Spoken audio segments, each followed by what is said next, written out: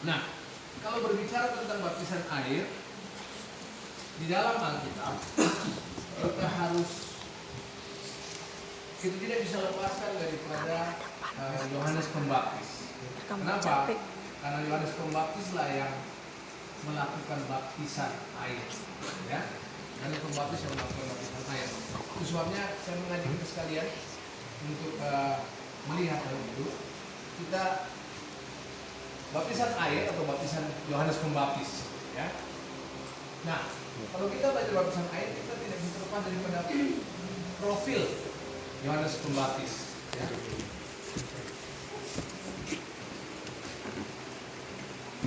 Profil Yohanes Pembaptis tentang siapa dia, siapa Yohanes Pembaptis. Sebab kalau kita mau mengerti tentang baptisan,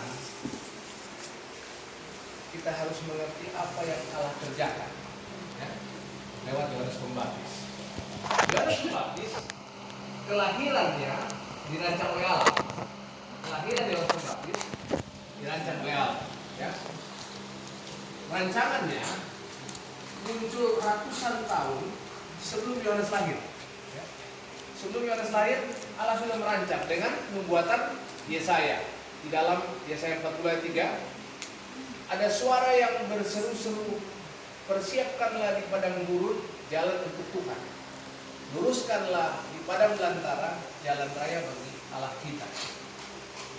Ini terbukti nanti ketika Yohanes mulai melayani di padang gurun, di Yordan. Dia yang memberitakan, ya, memberitakan tentang pertobatan. Kemudian ada nubuatan lagi untuk Yohanes di dalam kitab Maleakhi, ya. Dalam kitab Maleakhi 4 ayat 5 dan 6, ya. Sesungguhnya aku akan mengutus Nabi Elia kepadamu menjelang datangnya hari Tuhan yang besar dan dahsyat itu, ya. Maka ia akan membuat hati bapak-bapak berbalik kepada anak-anaknya dan hati anak-anak kepada bapak-bapaknya, supaya jangan aku datang memukul bumi sehingga musnah. Nanti kita akan cocokkan, ya. Kita akan cocokkan dengan apa yang terjadi. Ini nubuatan di kitab Perjanjian Lama. Nah, mari selanjutnya, ya, kita akan lihat nubuatan digenapi.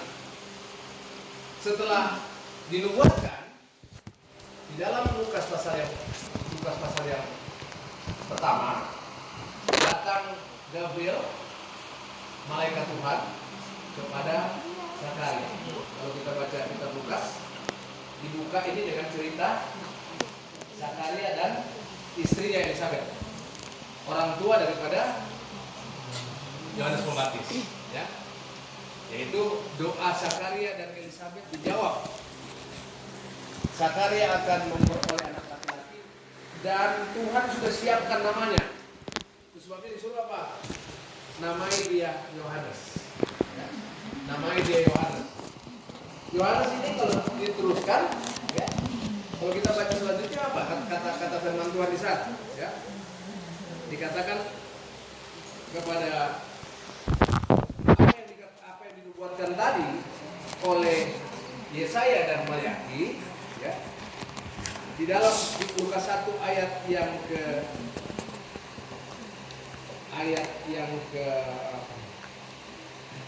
Lukas 1 ayat yang ke-17, ya.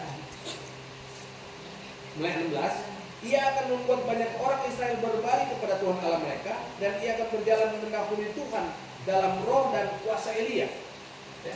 Kalau kita balik tadi ke Maleakhi, apa dikatakan oleh Maleakhi tadi? Ya. Akan mengutus Nabi Elia, ya. Akan mengutus Nabi Elia dan dia akan membuat hati bapak-bapak berbalik kepada anak-anaknya dan selanjutnya. Dan ternyata itu yang dikatakan juga oleh Gabriel kepada Zakaria, ya. Di dalam ayat yang kita baca tadi, ayat 17, ia akan berjalan mendahului Tuhan dalam roh dan kuasa Elia untuk membuat hati bapak-bapak berbalik kepada anak-anaknya dan hati orang durhaka kepada pikiran orang benar, dan dengan demikian menyiapkan bagi Tuhan suatu umat yang layak baginya, ya. Nubuatan digenapi. Jadi Yohanes sebagai seorang pembaptis bukan muncul seperti Natnael. Dia dirancang oleh Allah kelahirannya. Ya, dia dirancang oleh Allah kelahirannya. Disiapkan untuk apa? Untuk melakukan baptisan. Ya, makanya disebut Yohanes Pembaptis. Ya. Mari kita lihat. Saya sengaja membahas profil supaya kita tahu bahwa baptisan itu bukan cuma datang dengan rancangan atau liturgi daripada agama. Baptisan Yohanes bukan seperti itu, tetapi dirancang oleh Allah. Ya. Kalau tadi kita sudah lihat kelahirannya dinubuatkan, ya, dan digenapi, mari kita lihat sekarang kepribadiannya. Oh, terima kasih. Haleluya. Ya. Nilai dan kepribadian Yohanes. Lukas 1 ayat 15, Yohanes bukan manusia biasa. Kenapa bukan manusia biasa? Ayat 15 berkata, ia akan besar di hadapan Tuhan. Di hadapan Tuhan, manusia dipuji sementara pujian manusia. Tapi kalau Tuhan, itu betul-betul murni. Dia besar di hadapan Tuhan. Ya. Lalu penuh dengan Roh Kudus dari rahim ibunya. Apa itu? Artinya segala sesuatu yang dikerjakan oleh Yohanes itu adalah kehendak Allah. Kenapa? Karena dia dituntun oleh Roh Kudus. Dari sejak rahim ibunya dia sudah dituntun oleh Roh Kudus. Coba kita lihat ya, bagaimana dia penuh oleh Roh Kudus. Lukas 1 ayat yang ke-43 ya. Siapakah aku ini? Ini perkataan daripada Elizabeth kepada Maria. Ya, Lukas 1 ayat 43. Siapakah aku ini sampai ibu Tuhanku datang mengunjungi aku? Ketika Maria datang kepada Elizabeth, mereka sepupu. Ya. Sebab sesungguhnya ketika salammu sampai kepada telingaku, anak di dalam rahimku melonjak kegirangan. Ya. Janin itu, bayi itu dalam rahim bergerak ketika Maria menyampaikan salam kepada Elizabeth. Itu sebenarnya dikatakan dari sejak dia masih dalam rahim, dia sudah penuh dengan Roh Kudus. Makanannya pun Yohanes cuma madu dan lala. Itu kalau dalam perjanjian lama dia menasirkan diri, mengkhususkan diri bagi Tuhan. Ya. Jadi dia memang mensucikan. Kenapa? Karena dia memang menjaga kekudusannya, menjaga supaya dia hidup terus dalam tuntunan Roh, ya, dalam tuntunan Roh Kudus. Nah, apa yang akan terjadi ketika Yohanes lahir? Tadi kita sudah baca, saya sudah singgung tadi. Lukas 1 ayat 14, membawa sukacita rohani. Ya, engkau akan bersukacita. Lukas 1 ayat 14, engkau akan bersukacita dan bergembira. Bahkan banyak orang akan bersukacita kelahirannya. Kalau kita berteman atau ada keluarga yang melahirkan, ya kita yang melahirkan senang kan, punya anak, kita kasih selamat. Mari. Mari.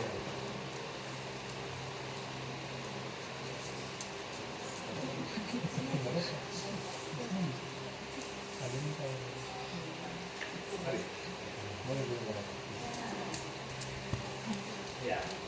Sukacitanya kita itu sukacita lahiriah, tapi kelahiran Yohanes adalah sukacita rohani. Terus saya katakan membawa sukacita rohani, ya, memberi pengharapan kepada orang Israel terutama saat itu bahwa mereka pikirannya saat itu kalau datang penolong mereka akan dibebaskan daripada penjajahan Romawi. Tetapi sebetulnya Allah menyiapkan lebih daripada itu, kebebasan jiwa daripada belenggu dosa.